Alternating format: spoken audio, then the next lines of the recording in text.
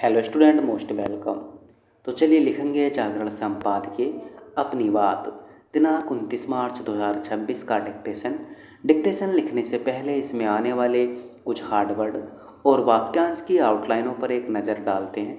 यदि आपको इसका PDF चाहिए तो आप हमारे टेलीग्राम चैनल शॉर्टहैंड विद विवेक से इसका PDF भी डाउनलोड कर सकते हैं।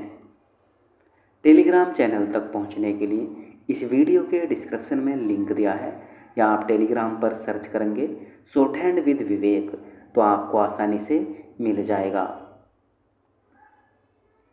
लिखेंगे इसका डिक्टेशन की स्पीड लगभग 80 शब्द पर मिनट रहेगी।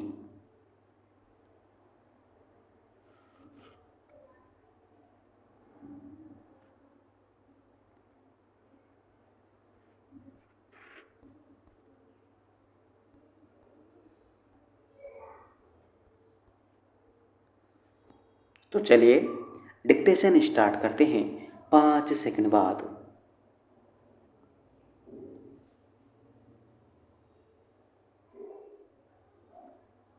यदि पश्चिम एशिया संकट के चलते ऊर्जा संकट कायम रहा तो दुनिया भर में उद्योग धंधों के बंद होने का सिलसिला तेज होने के साथ लोगों की परेशानी अत्यधिक बढ़ जाएगी।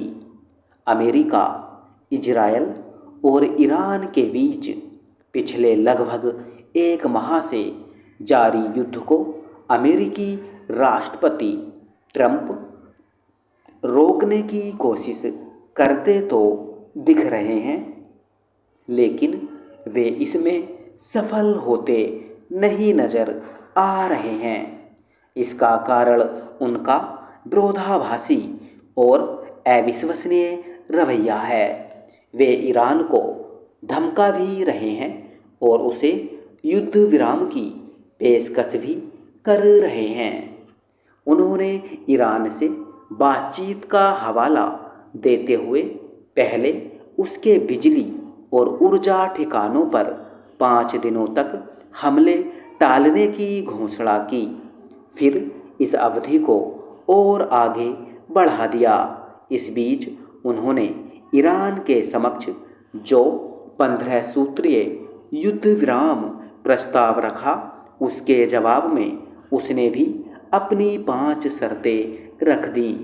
15 सूत्रीय प्रस्ताव और 5 शर्तों के चलते दोनों पक्षों के बीच किसी सार्थक बातचीत के आसार कम ही हैं, क्योंकि दोनों के बीच भरोसे का अभाव है। समस्या यह भी है कि ट्रंप की किसी बात का भरोसा नहीं। ईरान ने यह समझ लिया है कि वह समुद्री मार्ग होर्मुज पर अपना दबदबा बनाए रखकर और उसे बाधित कर अमेरिका को झुका सकता है, क्योंकि इस मार्ग के बंद होने से उपजा ऊर्जा संकट विश्वव्यापी रूप ले चुका है। अमेरिका की माने तो वह कई मध्यस्थों के जरिए ईरान से बात कर रहा है। इन मध्यस्थों में मिस्र, तुर्की के साथ पाकिस्तान का भी नाम है। अपनी भौगोलिक स्थिति के कारण पाकिस्तान अमेरिका के लिए उपयोगी है। अमेरिका उसके जरिए ईरान में दखल देने की स्थिति में है। एक समय अमेरिका ने पाकिस्तान के सहारे ही अफगानिस्तान में सैन्य हस्तक्षेप किया था। माना जाता है कि ईरान को निशाने पर लेने की रणनीति के कारण ही अमेरिकी राष्ट्रपति ट्रंप ने पाकिस्तान से नज़दीकी बढ़ाई थी। जो भी हो, पाकिस्तान भले ही परमाणु हथियारों से संपन्न एकमात्र इस्लामी देश होने के कारण अपने को मुस्लिम देशों के बीच विशिष्ट समझता हो, लेकिन उसकी अंतर्राष्ट्रीय साख चौपट है और वह बिल्कुल भी विश्वसनीय देश नहीं। इसलिए वह अमेरिका और ईरान के बीच मध्यस्थता कर सकने की स्थिति में नहीं। खुद उसके विदेश मंत्री कह रहे हैं कि पाकिस्तान दोनों देशों के बीच केवल संदेशों का आदान प्रदान कर रहा है। ऐसा करते हुए वह अमेरिका से अपने स्वार्थ सिद्ध करने की कोशिश करे तो हैरानी नहीं। वह अपने फ़ायदे के लिए खुद का इस्तेमाल करने और दोषी के नाम पर धोखा देने में माहिर है। इसलिए भारतीय विदेश मंत्री जयशंकर ने उसे दलाल देश की संज्ञा दी। यह एक सही संज्ञा है। ट्रंप ईरान को लेकर तरह तरह के बयान देने के साथ ऐसे संकेत भी दे रहे हैं कि वे इस युद्ध को रोकना चाह रहे हैं। उनके ऐसे संकेतों का असर शेयर मार्केट में देखने को मिल रहा है, लेकिन यह कहना कठिन है कि युद्ध खत्म होने के करीब है, क्योंकि ईरान और इजरायल के हमले जारी हैं। होर्मुज मार्ग भी खुलने के आसार नहीं दिख रहे हैं। इस युद्ध को लेकर अनिश्चितता के बीच अमेरिकी राष्ट्रपति ने भारतीय प्रधानमंत्री से वार्ता की। कहना कठिन है कि इस वार्ता में क्या बात हुई।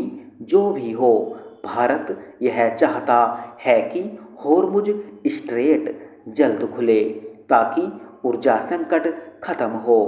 भारत अपनी ओर से अमेरिका ईरान के बीच मध्यस्थता की पेशकश कर सकता है, लेकिन शायद वह फिलहाल इसे सर्वोच्च प्राथमिकता दे रहा है कि उसके जहाज होर्मुज से निकलते रहें और ईरान से संबंध सामान्य बने रहें। अमेरिका और ईरान के बीच कोई सार्थक बात हो या नहीं, इस युद्ध का रुकना आवश्यक है, क्योंकि पश्चिम एशिया में छाए संकट के कारण पैदा ऊर्जा संकट पूरे विश्व की अर्थव्यवस्था को प्रभावित कर रहा है। यदि युद्ध के चलते अगले कुछ दिनों में ऊर्जा संकट में कमी नहीं आई तो उद्योगों के बंद होने का सिलसिला तेज होने के साथ दुनिया भर में लोगों की परेशानी अत्यधिक बढ़ जाएगी।